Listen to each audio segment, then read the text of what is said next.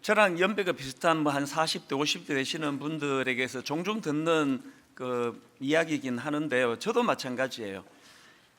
만약에 제가 다시 10대로 돌아간다면, 제가 중학생으로 다시 제가 돌아갈 수만 있다면 정말 공부를 열심히 할 것 같아요. 그리고 또 열심히 할 뿐만 아니라 공부를 막 정말 즐겁게 재밌게 할 수 있을 것 같아요. 막 성적도 얼마나 오르겠습니까? 모든 분들이 다 이제 이런 생각들을 하시겠지만, 저는 요즘에 그 생각을 왜 더 많이 하는가 하니까, 저는 요즘에 이 공부의 즐거움을 알기 시작했거든요. 이 공부가 얼마나 즐거운지, 그리고 뭐 뭐든지 찾아서 공부하고 또 책 구해서 읽고, 또 새벽에 일어나 가지고 그 말씀 공부를 혼자서 할 때면 그 지식을 알아가는 기쁨이 말로 다 못해요. 제가 저의 그 중고등학교 시절을 떠올리면 제일 아쉬운 게 뭐냐 하니까, 저는 공부의 즐거움을 배운 적이 없습니다. 그냥 해야 되니까 우격다짐으로 했지만요. 이런 면에서 생각을 해보면 저의 중고등학교 학교 선생님들을 생각하면 뭐 고마운 것들이 참 많은 분들이시지만, 한 가지 제가 진짜 섭섭해요. 중학교 1학년부터 고등학교 3학년 이르기까지 공부의 즐거움을 가르쳐 주신 분이 안 계세요. 뭐 공부 열심히 해야 좋은 대학 간다, 또 뭐 성적 나쁘면은 막 몽둥이로 두들겨 패고 이러는 선생님은 계셨지만, 이 공부를 왜 해야 되는지, 이 공부가 어떻게 하면 즐거워질 수 있는지, 이런 걸 가르쳐 주지 않으신 것이 참 마음이 좀 섭섭할 때가 있습니다. 지금도 간혹 그런 생각이 듭니다. 이 신앙생활도 좀 비슷한 거 아닌가 싶습니다. 그 주일학교 선생님들이 어릴 때부터 그 교회 빠지면 안 된다, 그 기도 시간에 눈 뜨면 안 돼, 눈 감아야 돼, 성경 외웠니? 이런 것들은 점검하고 또 강요하는 선생님들은 많았지만, 그 누구도 신앙생활의 즐거움을 가르쳐 주신 분은 안 계세요. 어떻게 해야 신앙생활이 즐겁고 행복한지 그런 건 가르쳐 주지 않으시고 강요만 있으니까, 어릴 때부터 이 교회는 하여튼 굉장히 좀 딱딱하고 지루하고 재미없고, 그럼에도 불구하고 가야만 하는 그 강제성을 띠고, 이렇게 제가 중고등부를 보내다 보니까 그게 이제 지금 와서는 너무 아쉬운 거예요. 저희가 지금 1년에 한 번 청년주일로 저희들이 드리는 거는 정말 우리 청년들에게 이 예배의 기쁨, 신앙생활의 기쁨을 좀 맛이라도 보여드리고 싶은 그런 마음에서 시작을 한 거거든요. 기왕에 우리가 지금 교회 와서 예배를 드리고 있는데, 기왕에 나는 이력서에다가 크리스찬이다 이렇게 적을 수밖에 없는데, 그걸 너무 행복하게, 너무 기쁘게, 너무 즐겁게 그렇게 할 수만 있다면 이게 얼마나 좋겠냐는 거예요. 그래서 제가 이 청년주일 말씀을 준비하면서 이런저런 생각을 하다가 불쑥 떠오른 말씀이 바로 오늘 본문 20절입니다. 내 규례를 따르며 내 규례를 지켜 행하게 하리니 그들은 내 백성이 되고 나는 그들의 하나님이 되리라. 이게 하나님과의 그 관계 정립의 문제 아닙니까? 공부 잘 하려면 가장 기본적인 구구단부터 외워야 되는 것처럼, 진짜 건강한 신앙생활을 하려면 가장 기본적인 하나님과의 그 관계 정립, 하나님은 하나님 되시고 하나님 자리에 계시도록 해드리고, 피조물인 우리는 또 피조물의 자리에 잘 정립이 되도록 하는 거, 이거부터 해야지만 가능한 게 신앙생활의 즐거움이라는 겁니다. 오늘 본문 에스겔서도 다니엘서와 마찬가지로 지금 바벨론 포로로 끌려간 이스라엘 백성들을 대상으로 쓴 예언서가 그게 에스겔서거든요. 어쩌다가 그렇게 나라는 망하고 남의 나라에 그렇게 포로로 끌려가게 되었나? 가장 기본적인 이 원리를 깨뜨렸기 때문에 그런 거 아닙니까? 오늘 본문 에스겔 11장 그 앞에 나오는 내용들을 보면은 그 우상 숭배에 대해서 막 얼마나 장황하게 열거해 놓은지 모릅니다. 예를 들면 에스겔 8장 9절 10절을 보십시오. 또 내게 이르시되 들어가서 그들이 거기에서 행하는 가증하고 악한 일을 보라 하시기로, 내가 들어가 보니 각양 곤충과 가증한 짐승과 이스라엘 족속의 모든 우상을 그 사방벽에 그렸고, 이런 식으로 우상 숭배와 관련된 지적이 8장 내내 언급되는 것을 볼 수 있습니다. 뭘 의미합니까? 이스라엘 백성들이 바벨론의 포로로 끌려가게 된 치명적인 죄악이 우상숭배라는 거예요. 그럼 이런 질문이 가능한 거 아닙니까? 이스라엘 백성들은 어쩌다가 그렇게 우상숭배를 하게 됐나? 제가 이런 질문을 던져놓고 생각하다가 보니까 불쑥 떠오른 질문이 뭐냐 하면, 여러분 그 성경에 어떤 경우에라도 우상숭배에 빠지지 않았던, 우상숭배에 빠질 수 없었던 인물들이 또 있지 않습니까? 그럼 그들은 어떻게 했길래 전혀 우상숭배와는 담쌓는, 우상숭배하지 않는 그런 길을 걸어갔나? 그러니까 이런 질문이 떠오르는 겁니다. 절대로 우상숭배에 빠지지 않았던 인물 중에 구약의 다윗이라는 인물 다 아시지 않습니까? 그는 뭐 때로는 넘어지고 자빠지는 일을 해도 어떤 경우라도 우상숭배의 자리는 빠지지 않았던 인물 아닙니까? 그 다윗이 어떻게 우상숭배에 절대로 빠지지 않을 수 있었나? 그 질문에 대한 답이 사무엘하 6장에 있는 그 모습에서 나타납니다.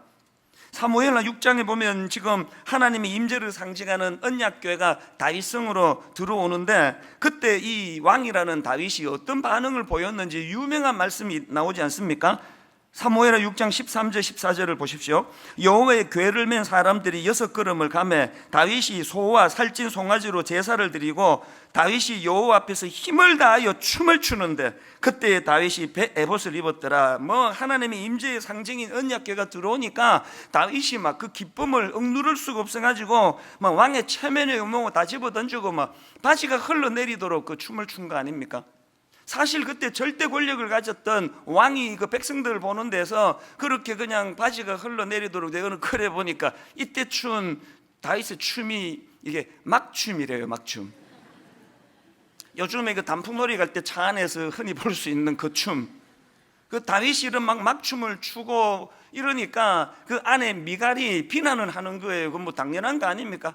어떻게 그 왕이 차통머리가 없이 백성들 앞에서 그런 짓을 하고 있느냐고 그렇게 비난을 하니까 그에 대한 그 다윗의 대답이 뭔지 아십니까? 6장 21절을 세 번역을 한번 보십시오.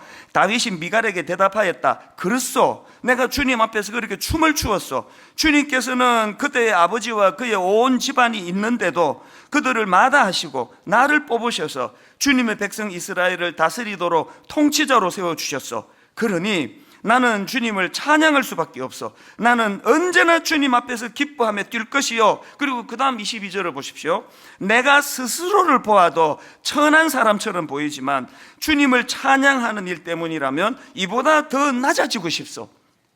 왕으로 채통을 지켜야죠. 그 백성들 앞에 가볍게 보면 안 되는 건 맞아요. 그런데 그렇게 채통을 지켜야 한다는 그 위신과 체면으로 억제할 수 없는 하나님의 하나님 되신과 또 피조물된 우리가 그분을 제대로 찬양할 때 마음에서 어떤 기쁨이 용솟음치는가를 알고 있는 다윗으로는 통제가 안 되는 거예요. 시편 16편 11절도 다윗이 썼는데 그의 고백을 들어보십시오.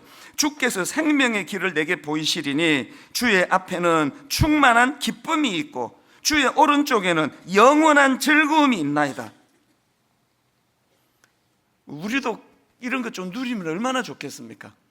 회사에서 뭐 부장이라고 과장이라고 또 사장이라고 그 체면 때문에 그 누르는 게 많은 이 사회인데 주일날 주님 앞에 오면은 뭐 회장, 부장, 사장, 사원, 대리 이런 거 하나도 다 필요 없고 계급 다 떼내고 서로가 기뻐 춤을 추며 하나님을 찬양하고 가슴이 벅차오르는 감격을 누리는 이런 신앙생활이 이게 불가능한 겁니까? 제가 앞에서 말씀드렸잖아요. 6년을 내가 중고등학교 생활을 하는 동안에 어떤 선생님도 공부하는 즐거움을 가르쳐 주신 분이 없다고 그게 섭섭하다 그랬는데, 그래서 제가 지난 주간에 곰곰이 생각했습니다. 내가 다니던 학교 선생님들은 왜 학생들에게 공부의 즐거움을 안 가르쳐 주셨을까? 답이 금방 나오더라고요. 자기들도 모르는 거예요. 공부의 즐거움이 뭔지 모르고 우격다짐으로 공부해 왔는데 본인이 모르는 거 어떻게 전했냐고요. 오늘 청년주일로 왜 드리는지 아십니까? 왜 우리가 아이들에게 이 신앙생활의 기쁨과 즐거움을 왜 못 전하는지를 좀 자각하고 우리 청년들과 더불어서 막 오늘 예배의 기쁨을 한번 회복시켜 보자는 거예요. 막 바지가 흘러내릴 정도로 왕으로서의 체면 뭐 이런 거 다 잊어버릴 정도로 몰입해서 주님을 찬양할 때 엿새 동안의 상한 마음이 다 치료가 되고 회복이 되고 용기를 잃어버리고 입을 덮어 쓰고 있던 한 주간이었는데 나 월요일부터 다시 내가 이제 구식 힘을 좀 써야 되겠다. 우리 가정이 지금 어렵지만 회복이 가능해 보인다. 그렇게 매주마다 성령님이 용기를 주시고 회복을 주시는 그런 예배의 자리로 좀 나가보자는 거예요. 바울은 한술 더 떠는 분이에요.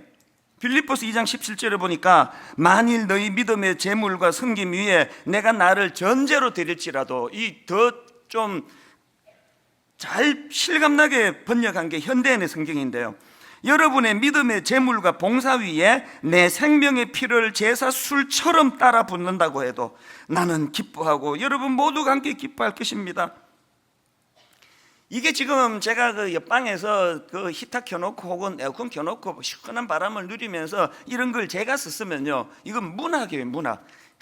우리 담임 목사님 문장력이 좋아. 어떻게 저런 표현을 해낼까? 지금 바울은 그게 아니에요. 실제적으로 지금 감옥에서 쓴 편지고요, 실제로 지금 순교가 지금 점점 다가오는 게 피부로 느껴지는 순간이에요. 죽음의 그림자가 드리워지는 순간에서 여러분 이렇게 고백할 용기가 있겠습니까? 내 생명의 피를 제사술처럼 따라 붓는다고 해도 나는 기뻐하고 여러분 모두가 함께 기뻐할 것입니다. 오늘 청년주일날 우리가 함께 찬양하고 그 하나님의 되심을 선포하고 우리는 피조물에 불과 아무리 잘나고 똑똑해도 우리는 피조물의 자리를 지켜야 한다는 것을 선포할 때에 그 하나님이 주시는 은혜가 우리 청년들에게 부어져서 용기가 생기고 뭐 죽음 앞에서도 바울처럼 그렇게 담대함으로 살아갈 수 있는 그런 담력이 생길 수 있기를 저는 바라는 것입니다. 이런 면에서 저는 오늘 그 즐거운 신앙 생활을 위해서 회복해야 할 것들, 오늘 설교 제목도 그런 맥락에서 정했지만요, 여러분 우리가 즐거운 신앙을 회복해야 되는데 그러려면은 우리가 회복해야 될 몇 가지가 있습니다. 그 중에 첫째가 뭐냐? 하나님을 향한 일편단심을 회복해야 돼. 일편단심. 19절에 첫 마디가 그거예요. 내가 그들에게 한 마음을 주고. 많은 그 주석가들이 여기서 말하는 한 마음이 뭔지를 해석을 했는데요, 진짜 다양한 해석이 있더라고요. 뭐 예를 들면 이런 거예요. 여기 나와 있는 한 마음은 지금 이스라엘 백성들이 남북으로 나뉘어져 있는데 이제 그들이 해방되고 통일이 돼가지고 흩어진 마음들이 하나가 되는 차원의 한 마음이다, 그렇게 해석하는 분들도 꽤 많았고요. 그런데 저는 여러 해석을 보면서 그 이한 두굿 교수라는 분의 분석을 보면서 이게 문맥적으로 이게 옳겠다는 생각을 했는데, 이분이 어떻게 주장하느냐? 여기 나오는 한 마음이라는 거는 그 사람과 사람 사이에 이제 회복하는 게 아니라는 거예요. 사람들 간의 상호 합의를 뜻하기보다는 그 내면에서 하나님께 대한 나뉘지 않는 충성을 뜻한다는 거예요. 무슨 뜻인지 아시겠죠? 오늘 집사님하고 저하고 회복이 돼서 한마음 되는 차원의 뜻이 아니고요, 내 안에서 갈려있는, 이게 그 문맥으로 봤을 때 그 해석이 옳다고 보는 게, 지금 이스라엘 백성들이 저지른 죄악이 뭐예요? 한마음으로는 하나님도 섬기면서 한마음으로는 우상도 섬겨가지고 지금 그 책망을 받고 있는 그 맥락 아닙니까? 그래서 하나님의 영광이 떠나버렸다고 이런 가슴 아픈 지적을 받는 상황인데, 하나님께서는 그렇게 니들 안에서 갈라져 있는 마음들을 하나로 회복시켜 주시겠다는 거예요. 호세아서 10장 2절에도 같은 맥락의 표현이 나옵니다. 그들이 두 마음을 품었으니 이제 벌을 받을 것이라. 즐거운 신앙생활을 누리고 싶으세요? 다윗처럼, 또 바울처럼, 또 지금 우리가 살펴보고 있는 다니엘처럼 어떤 세상의 그 거대한 바벨론의 유혹에도 흔들리지 않는 그런 신앙생활을 영위하고 싶으시다면, 하나님을 향한 일편다시, 세상을 향하여 그렇게 쾌락의 유혹 앞에 노출이 되어 있는 걸 방심하고 있는 그 마음을 단속을 잘 하셔서 하나님을 향한 일편단심의 마음이 회복되어야 될 줄로 믿습니다. 간혹 이제 그 외도하시는 남자분들을 만나보면 남자 대 남자로서 이렇게 대화를 해보면은요, 참 마음이 아파요. 자기는 비록 바람을 폈지만 난 내 아내를 사랑하지 않은 적이 한 번도 없었다. 난 지금 바람을 피우는 이 순간에도 내 아내를 난 정말 사랑한다. 그런 이야기를 하는 분이 가끔씩 계세요. 그 눈빛이 그게 절대로 거짓이 아니에요. 그 말을 다 믿어요. 진짜 이분이 아내를 사랑하시는구나. 그러나 제가 충고해 드리는 게 뭔지 아세요? 그 마음 알겠는데요, 진짜 가정을 회복하기 원하시면 일편단심, 나머지 여자들 다 끊으셔야 됩니다. 한 아내를 온 마음을 다해서 사랑할 때야만 그게 회복이 가능한 게 가정이라는 거예요. 그런가 하면은 두 번째로 우리가 즐거운 신앙생활을 회복해야 되는데, 그러기 위해서는 성령 충만의 회복이 필요합니다. 19절의 흐름을 한번 보십시오. 내가 그들에게 한 마음을 주고 그 다음에 그 속에 새 영을 주며. 하나님은 너무 잘 알고 계세요. 이스라엘 백성들이 아무리 자기들이 의지적으로 노력을 해도 그 우상들을 다 타파하고 오직 한 하나님만을 사랑하는 건 거의 불가능하다는 걸, 그 찬란한 세상의 그 문화 유혹 앞에서 그거 다 떨쳐내고 한 하나님만 일편단심으로 사랑하는 건 인간의 죄성으로는 불가능하다, 이걸 아시기 때문에 성령을 주시겠다는 거예요. 새 영을 주겠다. 우리도 마찬가지 아닙니까? 여러분, 우리 힘으로는요 절대로 신앙생활을 시작하는 것도 불가능할 뿐만 아니라 이 뜨거운 신앙생활을 유지하는 것 자체가 불가능해요. 뭐 잘 아시잖아요. 제가 딱 보면요, 저분은 우리 교회 지금 등록한 지 한 달 되시구나, 저분은 2년? 그 15년짜리 졸고 있네. 우리 교회에서 오래 신앙생활을 하면 할수록 무뎌져요. 그게 인간이에요. 국하고 신앙이 똑같아요. 시간 지나면 식는다는 거. 이 주옥 같은 표현이네. 그래서 우리는요 불철주야 성령 충만을 구해야 돼. 새 영을 허락하여 주시기 원합니다. 누가복음 11장에 보면 예수님이 이런 말씀을 하십니다. 11절부터 13절을 보십시오. 너희 중에 아버지 된 자로서 누가 아들이 생선을 달라 하는데 생선 대신에 뱀을 주며 알을 달라고 하는데 전갈을 주겠느냐? 너희가 악할지라도 좋은 것을 자식에게 줄 줄 알거든. 그 다음 잘 들어보세요. 하물며 너희 하늘 아버지께서 구하는 자에게 성령을 주시지 않겠느냐 하시니라. 제가 흥미를 느끼는 게요, 여러분이 아시지만 사복음서는 같은 사건을 이 각도로 기록하고 다른 각도로 기록하고 그렇게 한 사건을 다르게 펼쳐놓은 게 사복음서인데요, 지금 이 누가복음 11장의 예수님 말씀을 똑같은 사건을 다른 각도로 기록한 마태복음 보시겠습니까? 마태복음 7장 11절에 이렇게 기록합니다. 너희가 악한 자라도 좋은 것으로 자식에게 줄 줄 알거든. 같은 맥락이죠.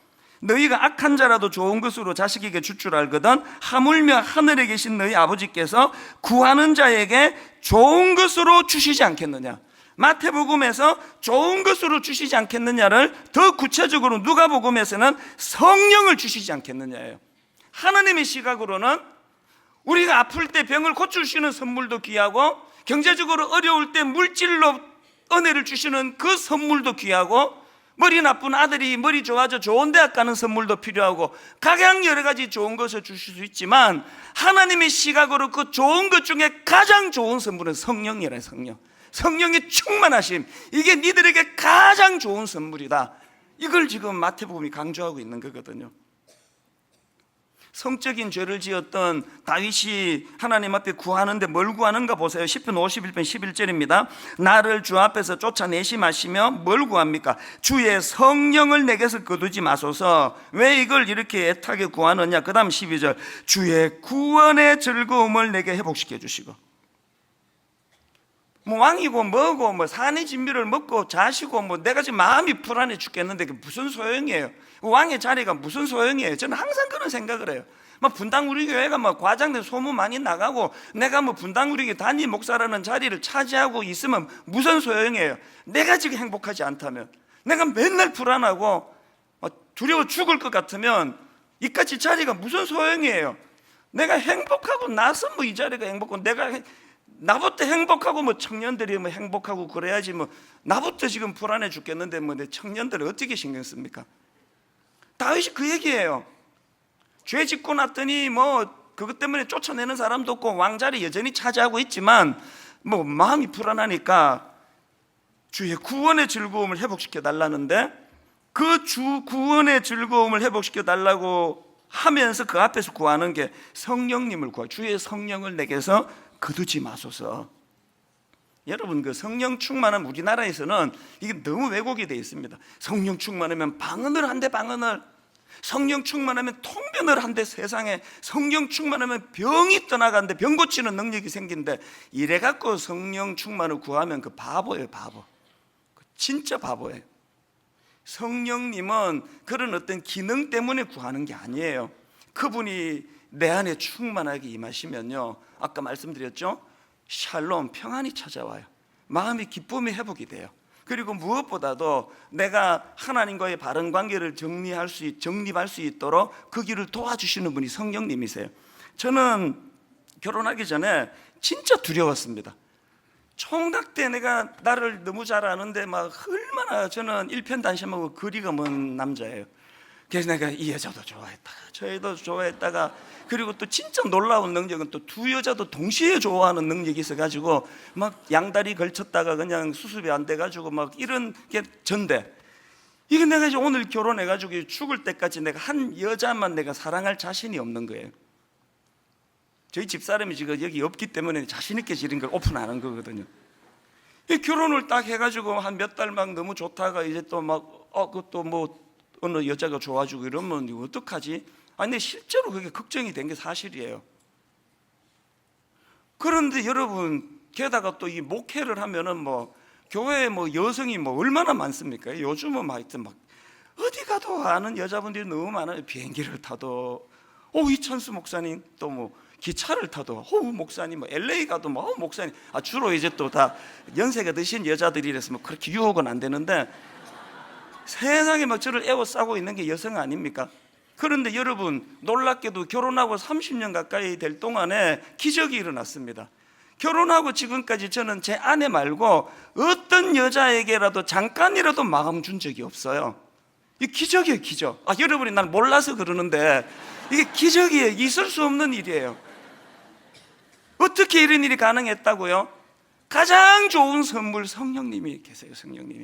성령님이 저 안에 계시기 때문에요, 막 이 여자도 예쁘고 저 여자도 예쁘고 그러면 이거 뭐 참느라고 인생이 얼마나 힘들겠습니까?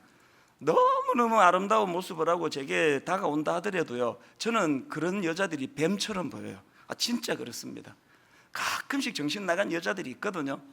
이 뭐 대놓고 뭐 이거 나를 뭐 목사로 하나, 무슨 뭐 삐끼로 하나, 그런 여자들이 가끔씩 있지만요, 막 뱀처럼 보여요. 너무 무서워요. 겉은 너무너무 예쁘게 치장을 했지만 나 죽이려고 온 다윗 앞에 선 골리앗 같이 보여요. 그건 자력으로 되는 게 아니에요. 성령님이 영안을 열어주시기 때문이에요. 여러분, 성령님을 구하셔야 돼요. 우리 청년들, 일생의 성령님 가장 좋은 선물, 뭐 방언 좀 하게 되고 이런 차원이 아니에요. 이번에 새생명 축제를 앞두고도요, 계속 내 마음에 저를 잘 아니까요, 두려움이 오는 거예요. 하나님, 지금 우리 교회가 세상에 뭐 얼마나 많은 우리 성도님들이 눈물로 그냥 남편을 모시고 오고 친정 부모님 모시고 오고 그렇게 새생명 축제를 기대를 하고 모시고 오는데, 아버지, 제가 무슨 재주로 제가 그들에게 예수 믿게 할 수 있는 말씀을 전하겠습니까? 그래서 제가 새생명 축제를 앞두고 계속 구했던 게, 그래서 이 찬양은요 아예 파란 글씨로 해놓고 그 원고에다가 써놨습니다. 주님의 성령 지금 이곳에 임하소서.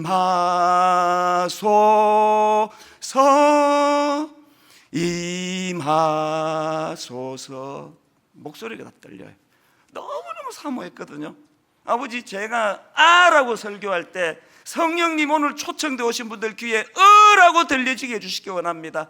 성령이 충만하게 역사하셔야, 이게 무슨 강연회도 아니고. 그랬더니요, 기적이 일어났습니다. 17년 새세명 축제하는 동안에 이번 두 주 가장 많은 성도님들이 평상시에 뭐 한 배 반, 두 배 더 많이 오셨고요. 그것만이 기적이 아니에요. 얼마나 은혜를 받으시는지 제가 콜링 해놓고 제가 놀랐습니다. 한 절반쯤 일어나시더라고요.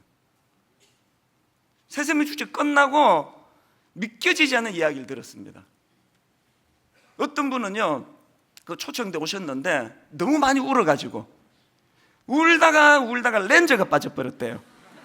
그래서 렌즈 사러 간다 그러더라고요. 그래서 아까 광고도 했습니다. 아까 더 놀라운 건 그분이 아침 7시 예배에 오셨어요. 7시 예배. 초청돼 오신 분이, 여러분 이렇게 낯선 데 오면은 경직되면은 감정이라는 건 편안해야 그게 눈물도 나고 동하는 거 아닙니까? 그 낯선 곳에서 아침 7시에, 그래서 제가 아까 7시 예배에 광고했습니다. 그분 여기 와 계실 텐데 렌즈 값 내 물어드리겠다고. 인간의 힘으로 되는 거 아니에요. 주님의 성령 지금 이곳에 임하소서. 우리 성령님은 얼마나 신실하신지 저 같은 못난 종이 구해도요, 성령님은 그 초청에 기쁨으로 이 예배의 주인이 되어 주시는 거 아닙니까? 오늘 청년 예배에는 특별히 우리 청년들에게 성령님이 강하게 역사하시는, 그러기 위해서 구해야 돼. 자꾸 구해야 돼요.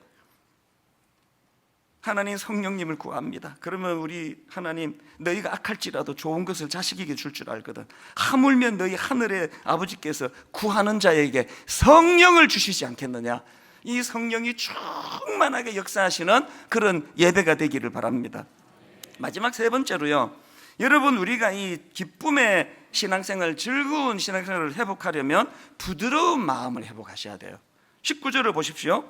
내가 그들에게 한 마음을 주고 그 속에 새 영을 주며 그 몸에서 돌 같은 마음을 제거하고 살처럼 부드러운 마음을 줘.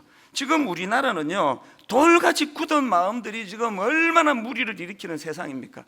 주차장에서 차 좀 빼달라 그러니까 야구 방망이를 들고 사람을 두들겨 패지를 않나?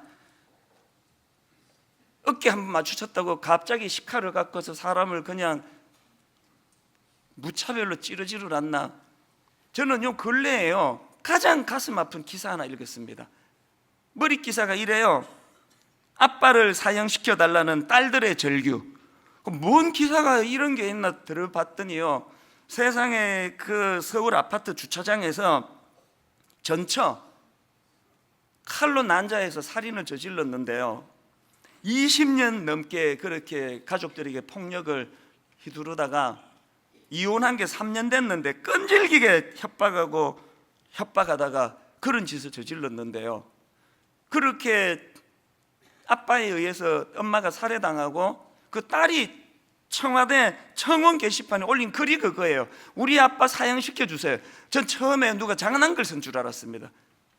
그랬는데 진짜 마음이 아팠던 게요, 그 세 딸이 충동으로 쓴 것도 아니래요. 의논하고 마지가 그 대표로 썼대요. 24살 된 그 딸아이가 우리 아빠 사형시켜 주세요. 그 딸들이 막 너무 불쌍해가지고요, 제가 그 인터뷰 기사를 읽다가 울었습니다. 세상의 아버지라고. 그래서 제가 연락만 되면 내가 니들 아빠 돼줄게, 그 말을 지금도 하고 싶어요. 연결을 좀 시켜주신다면. 너무 불쌍해서 제가 눈물이 났는데요, 또 생각해 보면은 그 인간, 그 당사자, 그 불쌍한 거 아닙니까? 세상에 인간으로 태어나가지고 아버지라는 사람이 딸들이 우리 아빠 사형시켜 주세요. 20년 동안 아버지 노릇 못하고 남편 노릇 못하고 폭력을 힘삼고 그랬는데 결국에 그 끝이 그렇게 비참한 자리에 빠지는, 그거 왜 그렇습니까? 굳은 마음이 풀리지가 않아서 그런 거 아닙니까? 이 굳은 마음이. 여러분, 예수 믿는 우리가 굳은 마음이 올 수 있어요. 미운 마음도 생기고, 저도 운전하다가 이성을 잃을 때 있습니다. 화낼 때 있고, 창문 내려가지고 소리 지를 때 있습니다. 저도 굳은 마음 생깁니다. 누가 미워질 때가 있습니다. 새가 내 머리 위에 날아다니는 걸 내가 무슨 재간으로 막느냐고요. 그러나 여러분, 적어도 성령님이 내 안에 계시는데 그런 굳은 마음이 어떻게 방치가 될 수 있겠냐고요. 그리고 또 한 가지, 여기 나와 있는 이 그 부드러운 마음은요, 어떤 마음을 의미하느냐, 20절에 보면은 그 의미를 알 수 있는데 19절부터 한번 보십시오. 내가 그들에게 한 마음을 주고 그 속에 새 영을 주며 그 몸에서 돌 같은 마음을 제거하고 살처럼 부드러운 마음을 주어. 그리고 그게 어디로 연결되느냐, 20절. 내 율례를 따르며 내 규례를 지켜 행하게 하리니. 여기서 굳은 마음이 사라지고 부드러운 마음이 든다는 것은 말씀을 받는 마음이 열린다는 뜻이에요. 부끄러운 고백인데요, 저도 예외가 아니에요. 내버려두면 익숙한 거는 다 굳어져요. 제가 처음에 사랑의 교회 가서 옥하는 목사님 말씀을 듣는데요, 진짜 구름 위에 둥둥 떠는 것 같았습니다. 어떻게 인간의 입술로 저런 말씀이 선포되느냐고 막 가슴이 벅차오르기를 매 예배마다 드렸는데, 한 7, 8년 그렇게 예배를 드리고 나니까 인간이라는 건 익숙한 거는 굳어진다니까요. 은혜가 어떨 때는 되지만 어떨 때는 또 안 돼요. 그래서 제가 이 옥하는 목사님 요새 이 말씀 준비를 잘 안 하시는 건가? 그리고 옆을 쓱 보니까 웬걸 여전히 눈물을 펑펑 쏟으며 말씀을 듣고 있는데, 옥하는 목사님이 말씀을 준비 안 하셔서가 아니라 어느새 내 마음이 익숙해져서 굳어져 있는 거예요. 그렇기 때문에 어떻게 해야 됩니까? 끊임없이 하나님 앞에 굳은 마음을 풀어달라고. 그리고 아까 말씀드렸잖아요, 내가 의지로 푸는 게 아니에요. 성령님께서 풀어주시는 거예요. 결론을 이렇게 맺기를 원합니다. 저는 청년주일날 한번 예배 한번 잘 드리는 거, 이것도 너무 소원하지만 우리 교회의 대학생들, 또 청년 나이, 결혼하는 미혼들, 대학부 청년부 가시기 바랍니다. 그 동물의 왕국을 보면은요, 사자가 노리는 건 물 위에서 이탈한 짐승이에요. 물 위에서 이탈하면 죽는 거예요. 이 괴물 같은 대학 입시 때문에 그 고등부 그렇게 잘 다니다가 대학 들어가면서 떨어져 나가면 영적으로 그거 위기예요, 위기. 그래서 제가 참 고마운 게, 이번에 우리 교회 대학부 청년부 6개 기관이나 되는데 모두가 다 다음 주일날 이제 처음 방문하는 우리 대학생들, 우리 청년들 어색하지 않도록 그렇게 자연스럽게 그들을 초청하려고 지금 뭘 준비하고 있다. 그래요. 찬스예요. 다음 주일날 대학부 가세요. 청년부 가셔야 됩니다. 그리고 다락방 가셔야 돼요. 공동체로서 함께 무리를 이탈하면 영적으로 사자가 나 잡아먹으려고 그런다, 이걸 기억하셔야 됩니다. 결론 이렇게 맺습니다. 여러분, 우리 자녀들에게 신앙생활의 즐거움을 가르쳐주고 싶으세요? 오늘 여러분이 그 즐거움을 먼저 회복하시기를 바랍니다.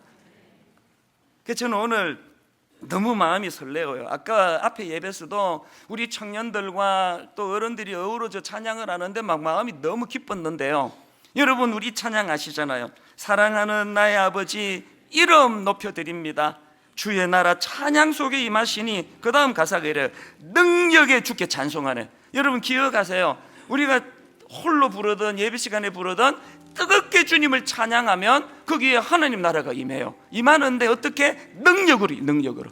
능력 회복되기를 원하세요? 찬양 부르시면 됩니다. 이 시간에 이 가사가 진짜구나, 이걸 체험하는 시간 되기 원합니다. 우리 함께 찬양할까요? 사랑하는 나의 아버지 주님의 이름 높여드립니다.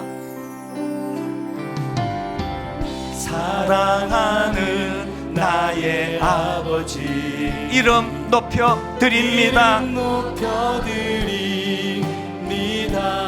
주의 나라 찬양 속에 임하시니. 선포하십시오.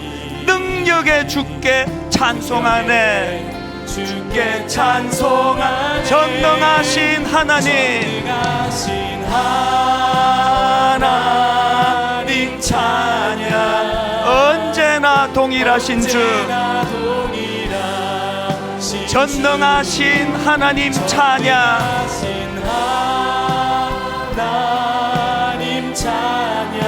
영원히 다스리네. 나 주의 이름 높이리. 의지적으로 선포합니다. 나 주의 이름 높이리. 어떻게 해요? 하늘 높이 올린 깃발처럼,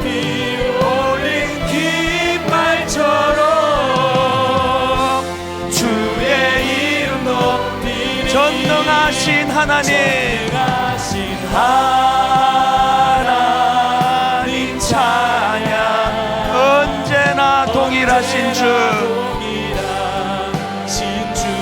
전능하신 하나님 찬양 영원히 다스리네.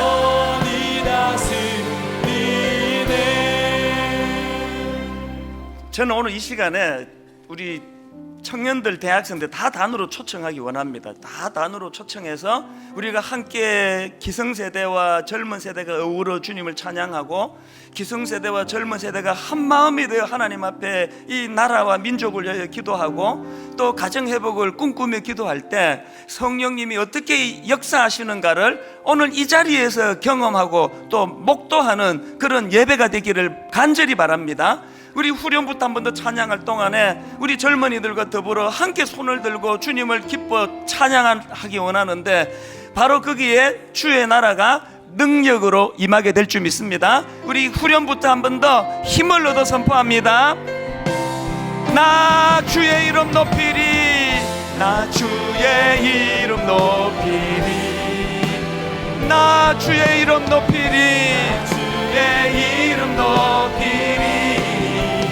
하늘 높이 올린 깃발처럼, 깃발처럼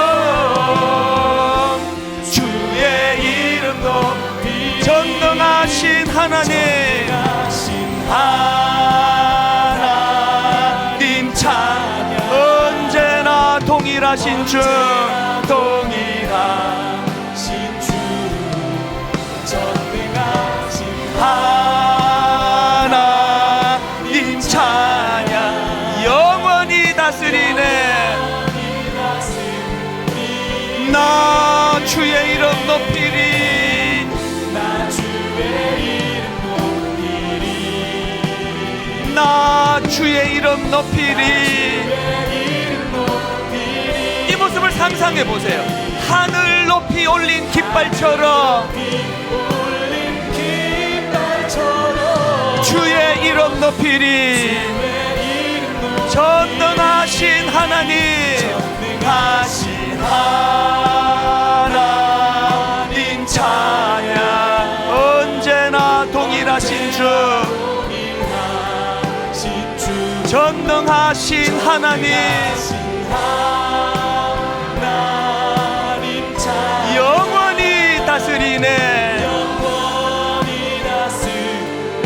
성령이 오셨네, 성령이 오셨네, 성령이 오셨네. 내 주에 보내신 성령이 오셨네. 우리 인생 가운데 친히 찾아오셔서 그 나라 꿈꾸게 하시네. 허무한 시절 지날 때, 깊은 한숨 내쉴 때, 그런 풍경 보시며 탄식하는 분 있네. 누가 탄식하십니까? 고와 같이 너희를 버려두지 않으리, 내가 너희와 영원히 함께하리라. 그 성령님을 찬양합니다. 성령이 오셨네,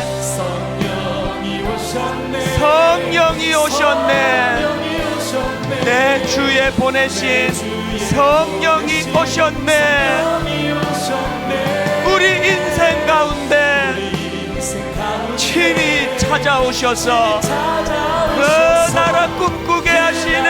온 마음을 다하여 성령이 오셨네, 성령이 오셨네,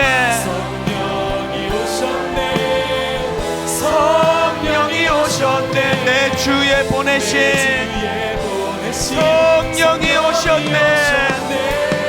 우리 인생 가운데 친히 찾아오셔서 그 나라 꿈꾸게 하시네, 그 나라 꿈꾸게 하시네.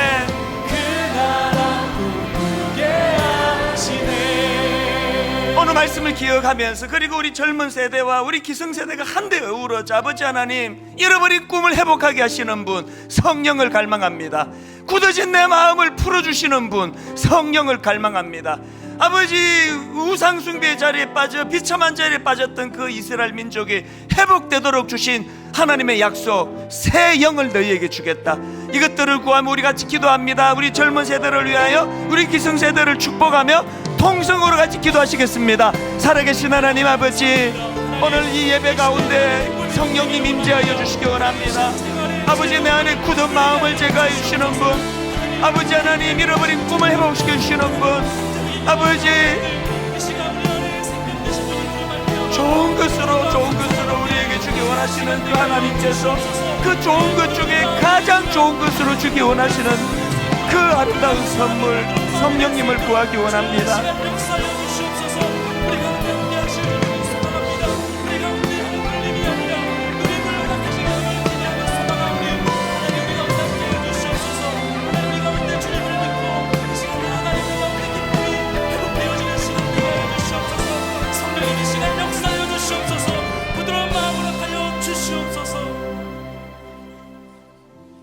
기쁨의 근원 되신 주님, 이 시간 예배의 기쁨이 회복되기를 원합니다.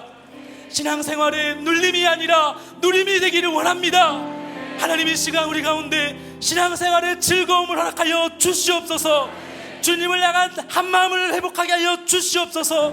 성령 충만하게 하여 주시옵소서. 부드러운 마음을 회복하여 주시옵소서.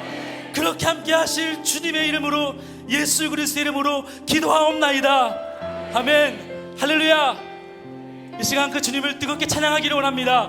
우리 몸이 불편하지 않으신 분은 괜찮으시고요, 모두 다 함께 다리에 일어나셔서 이 시간 예배의 감격과 기쁨을 가지고 이 시간 주님 앞에 나아가겠습니다. 우리 가운데 기쁨을 주시는 주님, 우리 가운데 왕 되신 주님, 이 시간 그 하나님을 찬양하며 나갈 때 우리 가운데 기쁨을 욕되어 주실 것입니다.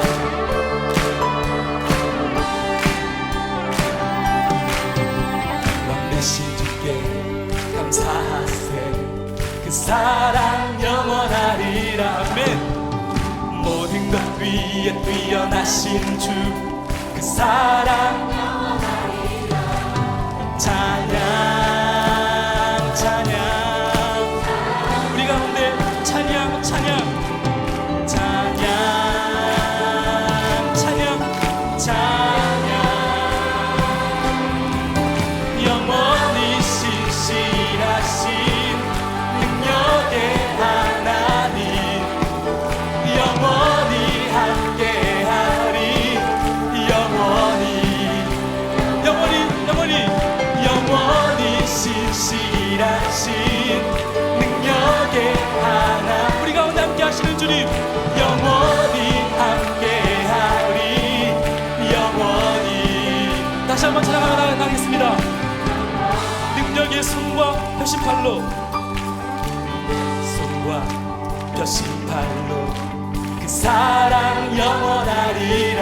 거듭난 영혼들을 위하여 그 사랑 영원하리라. 찬양 찬양 찬양 찬양 찬양 찬양 찬양. 영원히 신실하신, 영원히 신실한 능력의 하나님, 영원히 함께하리. 영원히. 아멘. 영원히 신실하신, 영원히 신실하신 능력의 하나님, 영원히 함께하리. 여러분, 어렵지 않습니다. 우리 함께 따라서 하실 분들은 자유롭게 따라 하시면 되겠습니다. 주님 앞에 예배하며 나가겠습니다. 해 뜨는 데서 지는 데까지 그 사랑 영원하리라. 주대로 우린 걸어가리. 그 사랑 영원하리라. 찬양 찬양 찬양. 우리의 모든 마음을 담아 찬양 찬양. 오직 주님께만 찬양. 영원히 신실하신 능력의 하나님, 아멘. 영원히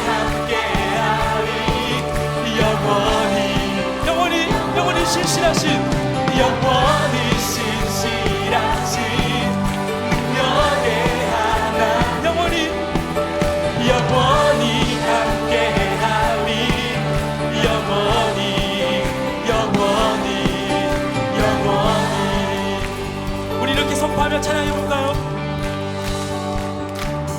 그 사랑 영원하리라 다시 한번 그 사랑 영원하리라 다시 한번 선포하며 그 사랑 영원하리 우리 교회 가운데 그 사랑 영원하리 우리 공동체 가운데 그 사랑 영원하리 우리의 가정 가운데 그 사랑 영원하리라 여러분 찬양 찬양 찬양 찬양 찬양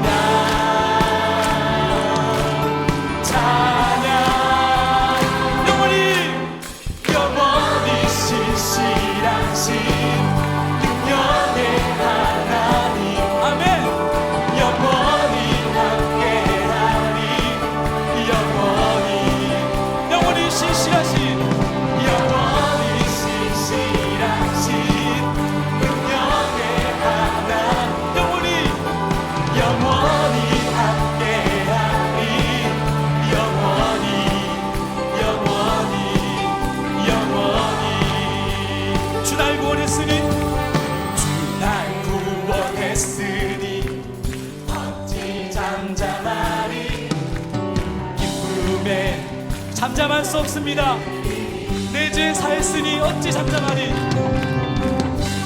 생 사했으니 어찌 잠잠하리